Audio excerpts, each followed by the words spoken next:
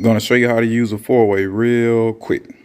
Remember this, when you pull up to a four-way, the car that pulls up first is the first car to go in any direction that it chooses to go when it comes to a complete stop. I'm gonna say this car pulled up first, this car pulled up second, that car pulled up third, this car pulled up last. Remember the order. This car pulled up first, so this car can go any direction it wants to go. This car want to go straight across. Boom, that car is out of the way. Now this car pulled up second. This car want to go straight across.